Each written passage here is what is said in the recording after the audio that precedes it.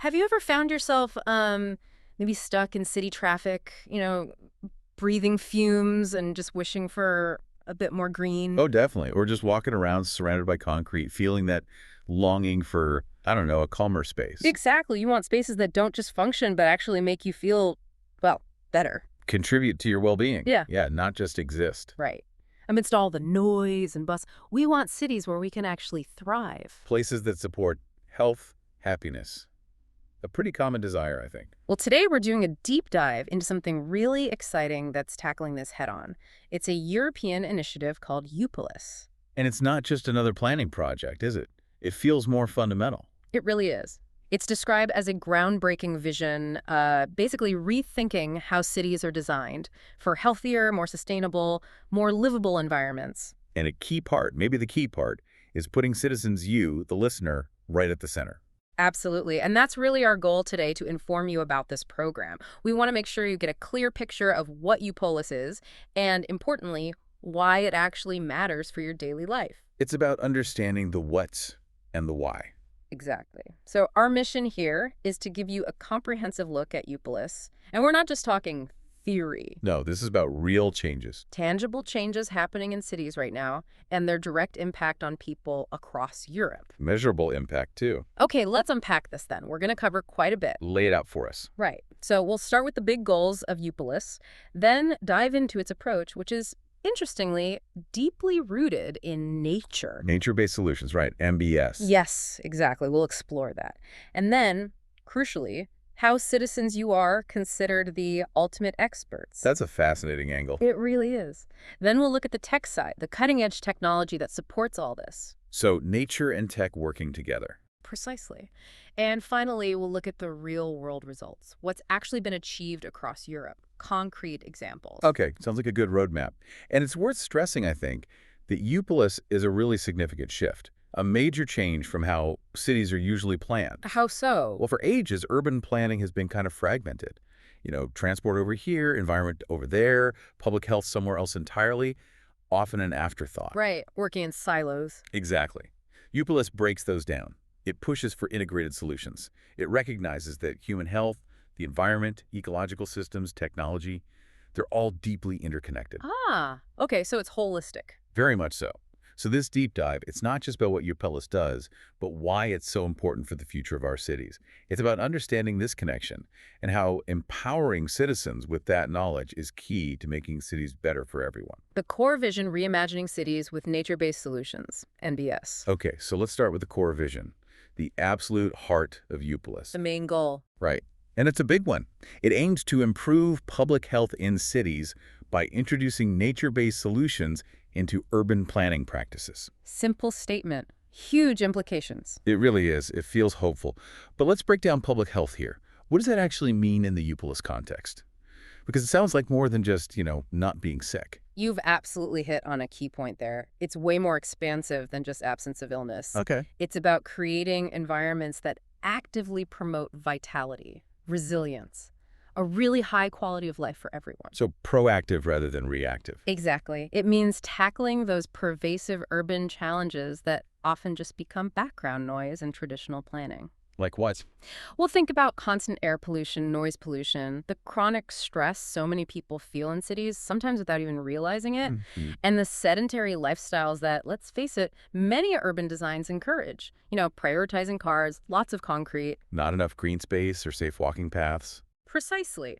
So when euPolis talks public health, they mean proactively designing cities where you breathe cleaner air, where it's easy and pleasant to be physically active, where the environment itself helps reduce stress. Ah, so the city itself becomes a tool for health. Exactly. A health-promoting asset. Not just treating symptoms of an unhealthy environment, but changing the environment itself. Preventative design. That completely reframes urban planning, doesn't it? It's like a public health intervention, but using parts and water features instead of medicine. In a way, yes. And the source gets specific, mentioning planning of urban spaces populated with vegetation with a proven beneficial impact on cardiovascular, respiratory, and metabolic diseases. Right. Targeting major health issues. This is where it gets really interesting for me, and I think for anyone listening. We're talking heart disease, asthma, diabetes, huge public health challenges. Yeah. How can plants and green spaces specifically tackle these? What's the actual mechanism? This is where the scientific backing of euPolis really comes into play. It's not just vague, green is good. Yeah. It's evidence-based. Right. So take cardiovascular disease. Green spaces designed for activity, walking paths, cycle routes, places to play, they naturally encourage physical activity. Which we know is good for the heart, blood pressure, weight. Exactly. Direct impact. Then there's air quality. Vegetation acts like a natural filter. Trees, shrubs, they absorb pollutants like particulate matter, nitrogen dioxide. Stuff that comes from traffic and industry. Right. Cleaner air directly benefits respiratory health, helps with asthma, COPD, especially for vulnerable people. Okay, that makes sense. Activity and cleaner air. What about metabolic diseases like diabetes? That links partly to activity, but also crucially to stress reduction. This is really powerful. Exposure to nature consistently lowers physiological stress. How do we know that? Studies show it. Spending time in green environments lowers cortisol levels. The stress hormone reduces blood pressure, calms heart rate. It improves mood, focus. Wow. And this reduced stress has a big impact on metabolic health. It can help regulate blood sugar, reduce the risk of type 2 diabetes. So a well-designed park isn't just nice to look at. Not at all. It's a vital piece of public health infrastructure, a living, breathing, preventative measure woven into the city. What's really groundbreaking is the precision. It's not just planting trees, it's engineering, say, an urban forest to measurably lower diabetes rates in a specific area. Turning landscaping into a targeted health strategy. That's the essence of it. That predictive impact, based on evidence, is a core euPolis insight. That's a powerful way to think about it. Imagine your local park, but designed not just for looks, but engineered as an ecosystem to actively reduce disease burden through clean air, activity, and stress reduction. It's a holistic approach to wellness, yeah. The city as a preventative health machine, like you said. Okay, and this precision you mentioned. Yes. That's what sets euPolis apart, not just generic greening. Absolutely. Moving beyond just green initiatives to evidence-based health interventions integrated into design. And it connects outwards to climate resilience, like reducing urban heat. The heat island effect. Yeah. Exactly. Ecological balance, socioeconomic well-being, it's all connected. It's about using data to make design choices, quantifying the benefits. Got it. And the core message for achieving this is nature-based solutions, NBS. Right. The source says euPolis experts are taking the best from nature's ways, incorporating various blue-y, water, and green plant life aspects into urban open spaces. Mm-hmm. So for those of us not in planning, what do blue-y and green aspects actually mean on the ground in a city? Right, good question. It sounds poetic, but it's very practical. Blue-y elements are about sustainable water management. Oh, water. How? Things like natural drainage systems, permeable pavements so rain soaks in instead of running off into drains carrying pollutants. Right, preventing runoff. Urban wetlands acting as natural filters.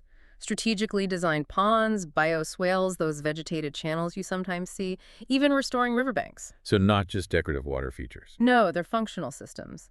Managing stormwater, reducing flood risk, improving water quality. Okay, that's blue and green. Presumably plants.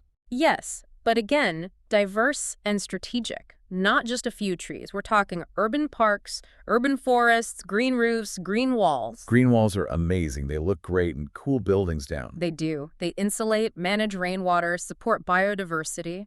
Plus community gardens, street trees, restoring natural habitats within the city. Both blue and green mimic natural processes, bringing ecological benefits right into the urban core. So in Piraeus, one of the front-runner cities you mentioned, Yes. they might be using blue infrastructure to handle heavy rain, maybe turning flood risks into urban wetlands. That's exactly the kind of application they're exploring, turning a problem into an asset, basically. So you're stressing this isn't just cosmetic. It's designed to intensify people's well-being in terms of climate, ecological, and socioeconomic conditions. Absolutely. It's strategic, science-backed urban ecology. Going way beyond just making things look nice. Way beyond. If we connect it to the bigger picture, NBS is about working with nature, not against it, addressing complex urban challenges in an integrated way. Like climate change impacts. Yes, mitigating heat, flooding, improving air and water quality, fostering biodiversity, enhancing social cohesion through shared green and blue spaces, all by harnessing natural processes. Can you give an example of that integration? Sure. Think of a single green roof. It reduces the building's energy needs for cooling. It absorbs stormwater. It extends the roof's lifespan. It provides habitat for insects, birds, all at once. Multiple benefits from one solution. That's the key. It's a fundamental shift from dominating nature to collaborating with it, leading to more resilient, adaptive, and frankly, more pleasant cities. Which leads to a really crucial point, maybe the paradigm shift you mentioned. euPolis contrasts MBS directly with gray infrastructure. Yes, the traditional approach. The source says, unlike the gray infrastructural solutions that rely on finite, unrecyclable, and more often than not, harmful materials, the MBS includes restoring and conserving natural biodiversity. It's a stark contrast. And here's where it gets really eye-opening for me. We think of gray infrastructure, concrete, steel, pipes, drains, as solid, reliable. The standard way of building. But the source points out the downsides. Reliance on finite, unrecyclable materials. Harmful materials, like cement with its huge carbon footprint. And while they seem like quick fixes initially, they need costly, repetitive maintenance, causing more damage, waste, and vast interventions over time. That long-term cost, financial and ecological, is often completely overlooked. We build it and forget it, but it's a constant drain. It is. Gray infrastructure gives immediate results, maybe, but carries hidden long-term burdens. Think of a concrete flood barrier. Okay. It protects one area, maybe, but it disrupts ecosystems downstream, prevents natural water absorption, eventually degrades. Repairing or replacing it takes huge energy, resources, creates waste. Right. MBS, conversely, is often regenerative. Restoring biodiversity builds systems that are largely self-sustaining, evolving with the environment. So less maintenance. Often significantly less costly over the long run in both money and resources. Rain gardens filter water and build soil. Green spaces cool cities and clean air and foster community. Urban forests reduce noise and support wildlife. They do multiple jobs at once. Exactly. And they often get more robust as ecosystems mature. Plus, crucially, the source emphasizes, it is proven that staying surrounded by natural elements improves our physical and mental health, thus magnifying all our capabilities. Connecting back to that core health goal. Always. A living green wall manages an environmental problem, enhances well-being, supports ecology, provides aesthetic value, and reduces long-term costs. A concrete wall just sits there. It's a systemic solution, not just a patch. That's a great way to put it. So when you weigh it all up, the city's long-term health, residents' health, the budget, the planet, the choice seems clearer. It really reframes the discussion, doesn't it? Moving from just building in a city to growing with nature in the city. Which has huge implications for quality of life, sustainability, for you, the citizen. The human element citizens as co-creators and ultimate experts. Now, this shift isn't just about concrete versus trees. It fundamentally changes the human side of planning. Absolutely, the role of people. euPolis has this philosophy. We believe citizens are the ultimate experts on matters of the quality of their lives. That sounds profound, not just PR. It's absolutely fundamental. It's not just a nice phrase, it's bedrock, and it really challenges the traditional top-down planning model. Where experts design and tell people what they're getting. Pretty much. Or maybe ask for a bit of feedback late in the game. euPolis flips that. It recognizes cities aren't just blueprints, they're lived experiences. Right. Messy human experiences. Exactly. And the people living those experiences, daily residents, commuters, kids playing, they have this incredibly intimate, invaluable understanding. Stuff an engineer might miss. Totally. An expert knows the soil type, maybe. A resident knows where the path floods every winter, where kids feel unsafe, where that derelict corner could be a community hub. That grassroots intelligence. It's seen as indispensable, a primary data source. To really improve quality of life, you have to involve the people whose lives are affected, make them central to the decisions. So what does this mean for you, this citizen, in practice? The source calls participation one of the crucial pillars, creating a constant co-creative process. What does co-creative actually look like? It sounds deeper than just a public meeting. Oh, much deeper. And continuous.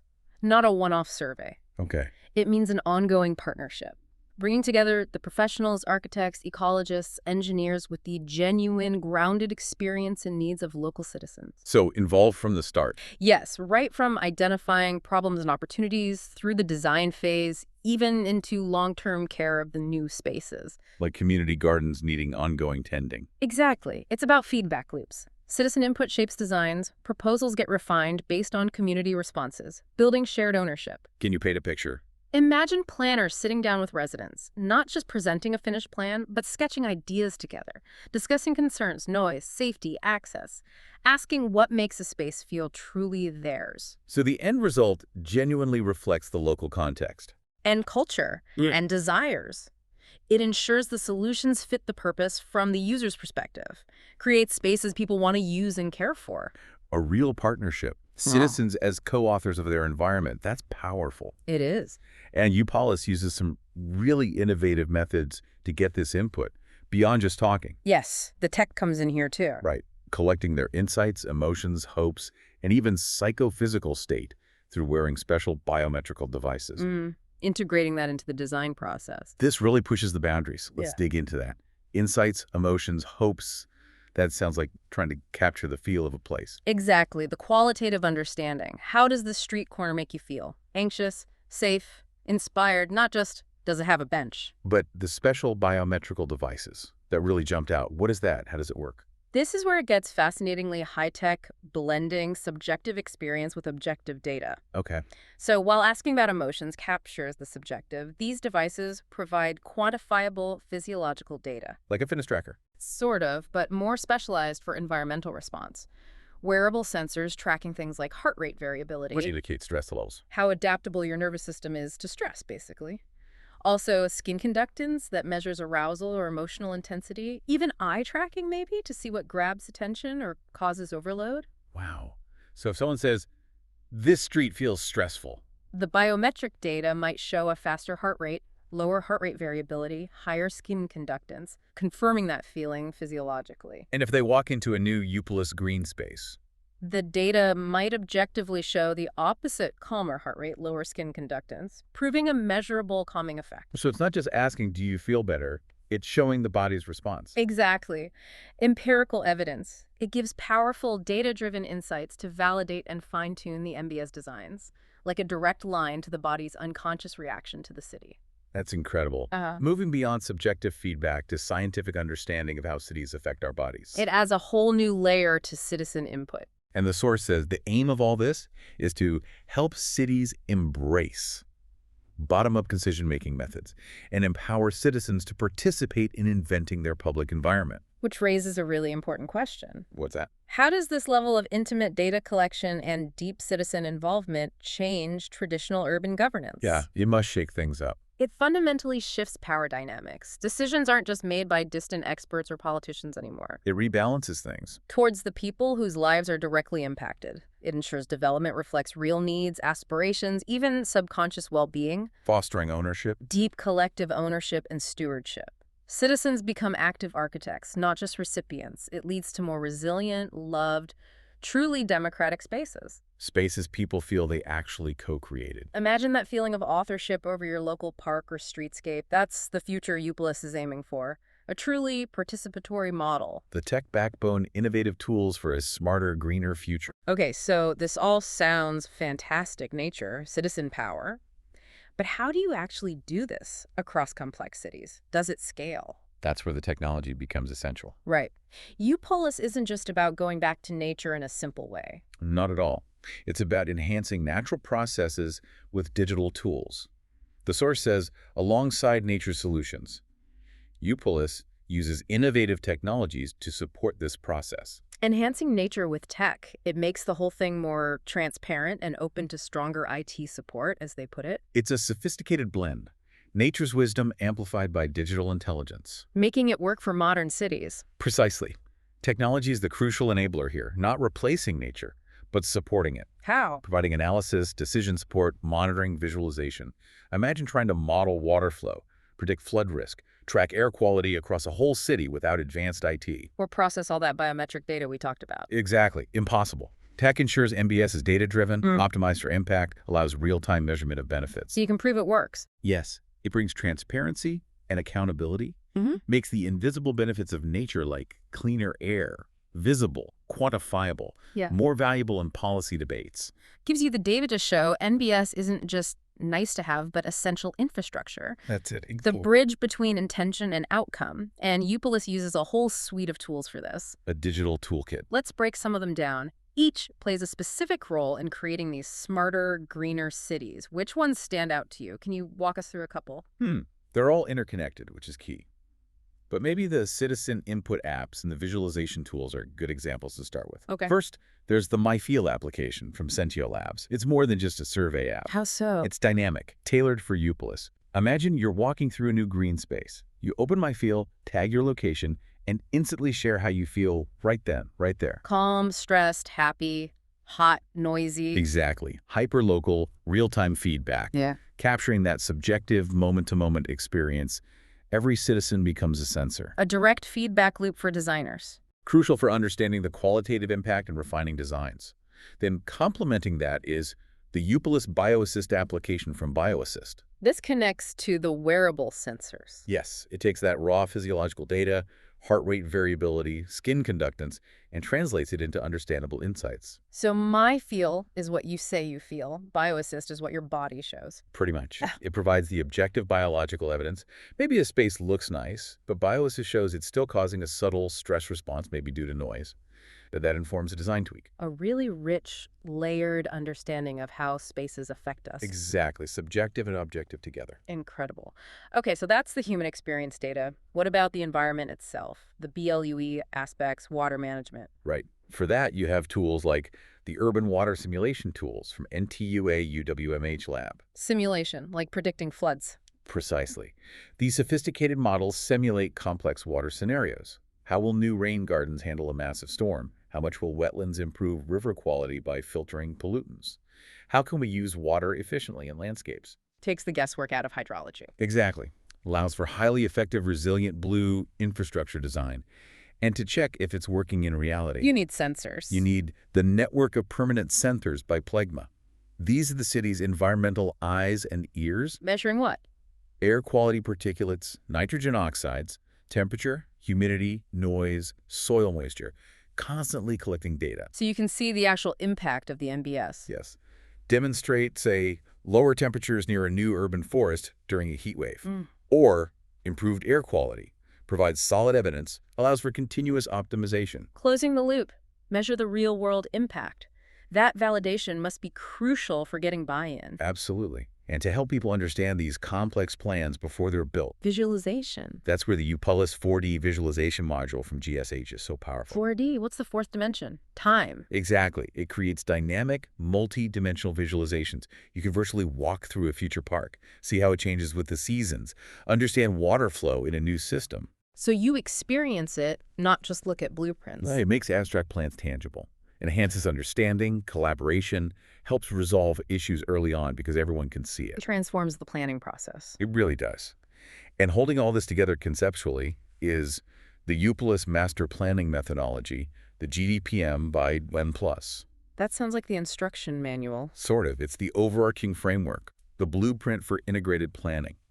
Ensures consistency, effectiveness across different projects and cities, the how-to for green transformation. Standardizing the approach. And finally, weaving the community into all this is the innovative model of cultural social community hub by Mixer. A community hub? Yes, fostering social cohesion, engagement around the MBS projects, physical or virtual spaces for interaction, workshops, education, co-creation meetings. Making the green spaces true community assets. Exactly, fostering that sense of shared ownership and care. Wow.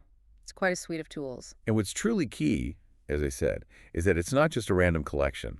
It's an integrated system. An ecosystem of tech. Perfectly put. Each piece works together.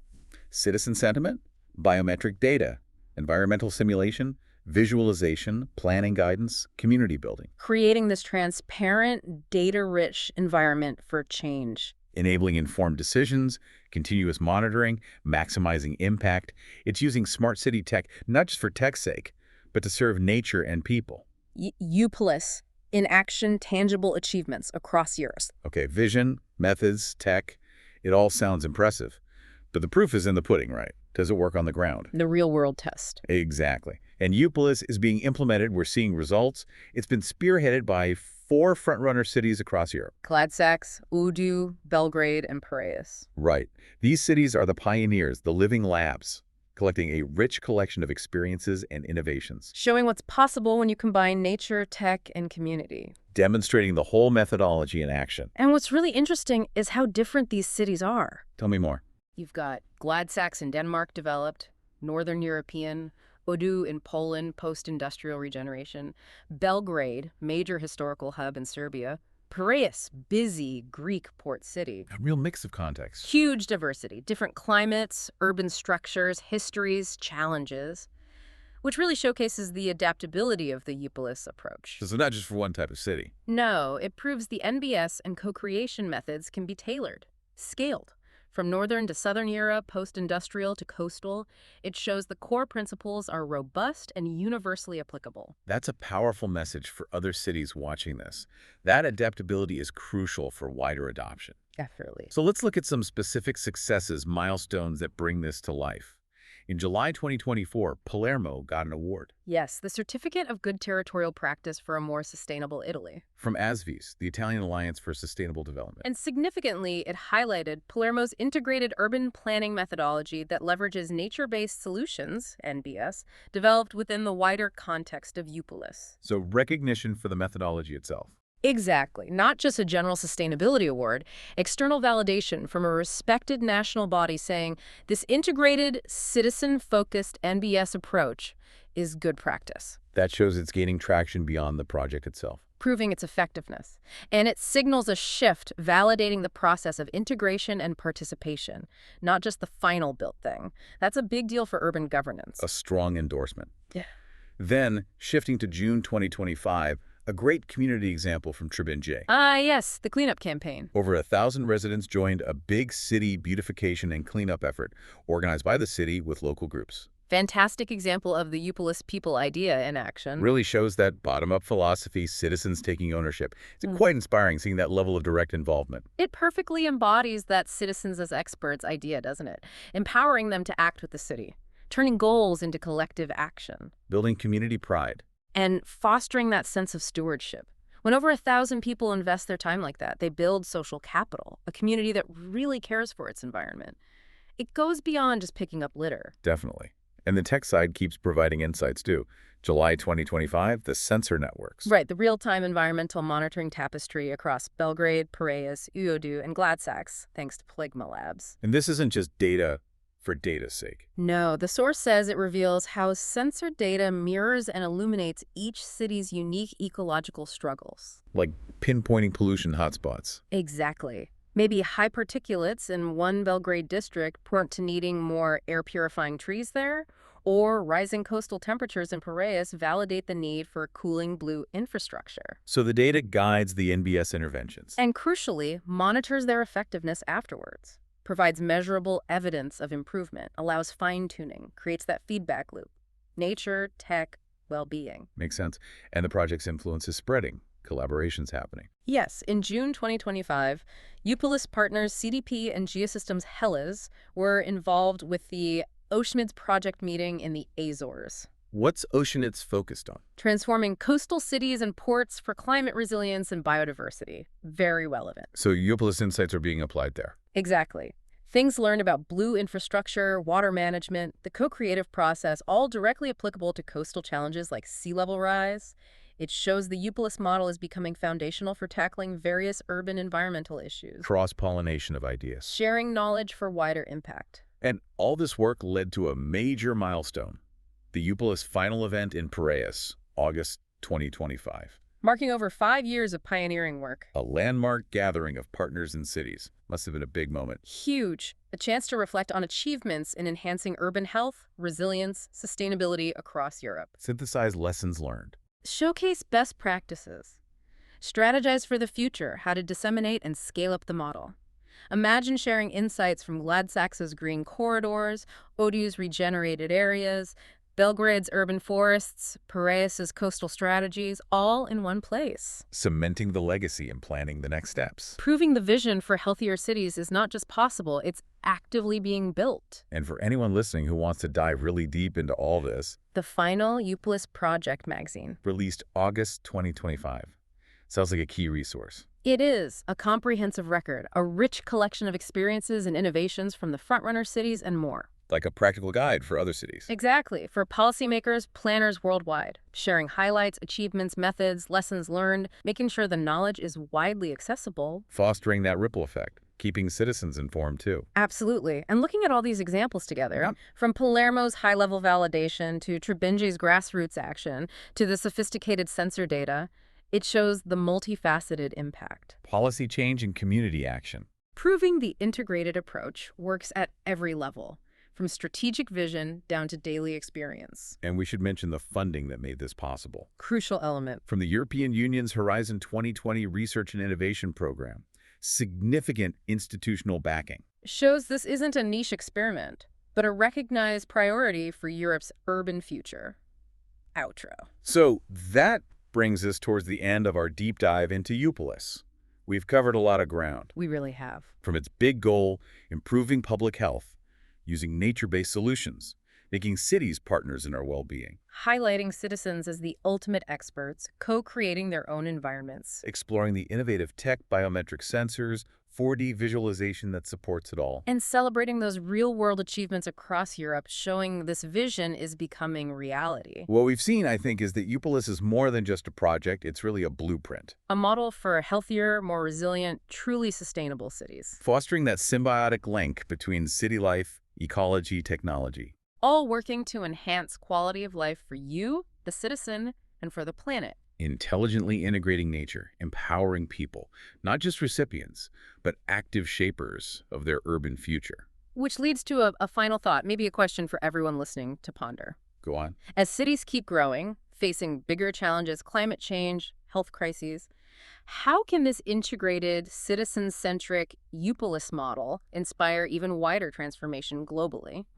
What role will you as an individual citizen play, both in demanding these greener, healthier cities and in actively shaping them in your own community? It's not set in stone, is it? The future of our cities. Not at all. It's a living design challenge. It needs our collective intelligence, empathy, participation. Think about your own city, your own streets and parks. How could they be reimagined through this euPolis lens? Maybe the solutions are closer than we think. Maybe they're already growing right outside the window, just waiting to be intelligently harnessed. Something to think about.